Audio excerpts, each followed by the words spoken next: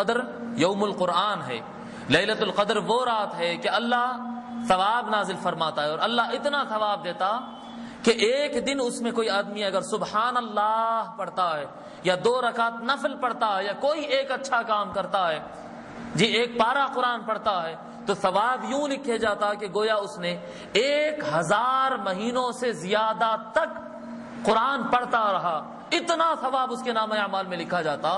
اور اتنی عظیم رات اور اتنا عظیم ثواب یہ مہینے کا ایک حصہ ہے۔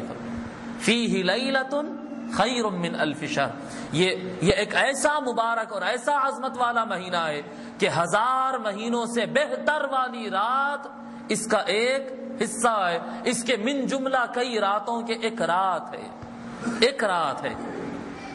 جعل اللہ صیامہ فریضۃ، اللہ تبارک و تعالی اس کے روزے رکھنے کو فرض قرار دیا۔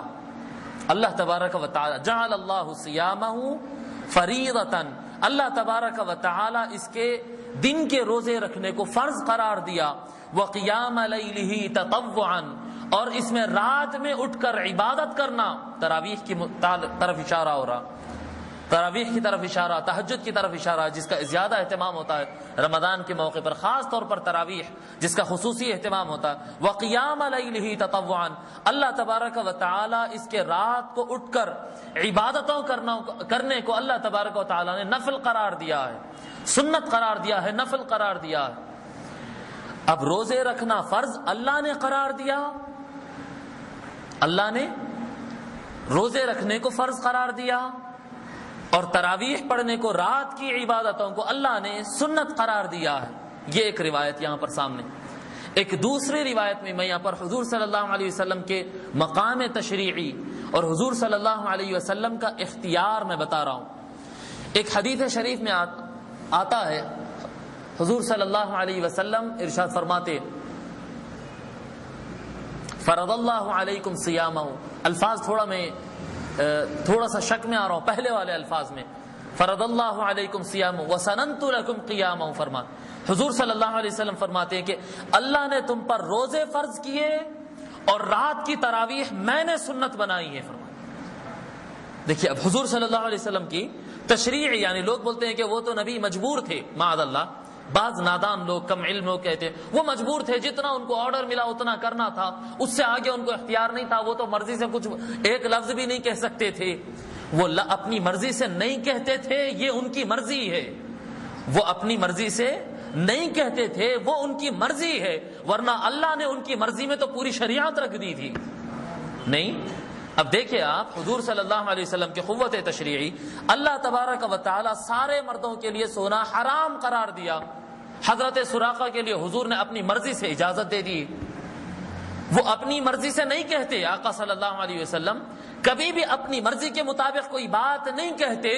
کیوں نہیں کہتے؟ کیونکہ وہ مجبور تھے؟ نہیں، اللہ نے ان کو اختیار دیا تھا، وہ اپنی مرضی سے اپنی مرضی کو چھوڑ دیتے تھے، یہ بھی ان کی مرضی تھی کہ وہ اپنی مرضی کو چھوڑ دیتے، ورنہ اللہ نے ان کو اپنی مرضی میں اتنا دیا تھا کہ وہ جو چاہے جب چاہے بدل دیتے۔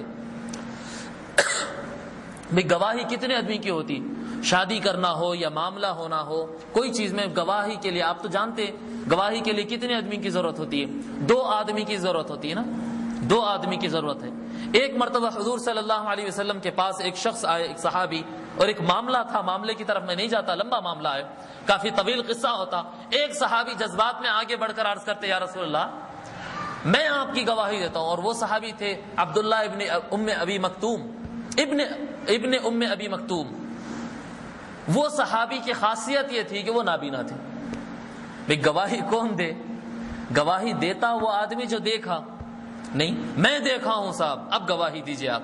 ایک ایسے صحابی حضور کی تائید میں گواہی دینے کے لیے آگے بڑھے جو سرے سے ہے ہی نابینا، جو کبھی دیکھ ہی نہیں سکتے، جو ایک گواہ بھی نہیں بن سکتے۔ وہ صحابی آگے بڑھ کر کہے کہ یا رسول اللہ میں گواہی دیتا ہوں کہ آپ کا موقف صحیح درست ہے اور یہودی جھوٹ کہہ رہا ہے، کیونکہ دیکھنے والے کی ضرورت تھی اور وہاں پر گواہ کوئی نہیں تھا۔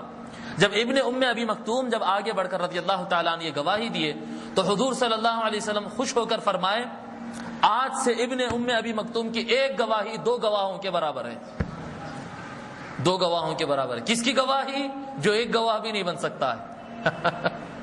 اب آپ دیکھ رہے ہیں تشریعی طاقت آقا صلی اللہ علیہ وسلم، یہ حضور کی مرضی نہیں، یہ حضور کی مرضی میں اللہ تبارک و تعالی اتنی طاقت رکھا تھا، اتنا اختیار رکھا تھا۔ یہ الگ بات ہے کہ حضور اپنی مرضی سے چھوڑ دیتے تھے، کیونکہ وہ چاہتے تھے صرف اللہ کی مرضی ہو، جی ان کی مرضی اللہ کی مرضی ہوتی تھی، اس لیے اپنی مرضی کو چھوڑ دیتے تھے، ورنہ ان کی مرضی تو اتنی زیادہ تھی، اللہ نے سارا کچھ ان کی مرضی میں رکھ دیا۔ یہ پہاڑ ہے، پہاڑ کیا کام کرتے ہیں؟ قرآن کریم سے آپ دیکھیں، قرآن کریم میں آتا ہے والجبال اوتادا، ہم نے پہاڑوں کو کھوٹیاں بنایا، قرآن کے اندر ہے، قرآن کی آیت والجبال اوتادا، ہم نے پہاڑوں کو کھوٹیاں بنائی۔ اب یہ بڑی چادر آپ بچھاتے دیکھتے ہیں، کبھی فنکشن ہوتا گراؤنڈ کے اندر چادر شطرنجی بچھاتے، ہوا کا جھونکا آتا اڑا دیتے ہیں، تو ان کو جمانے کے لیے کیا کرتے؟ وہ کھوٹیاں مارتے تھے کہ ڈیروں کو ٹکانے کے لیے ٹھوک دیتے ہیں۔ اب ادھر چار طرف آپ کھوٹیاں گاڑ دیں گے تو پھر کتنی بھی تیز ہوا ہو تو یہ اڑتا نہیں۔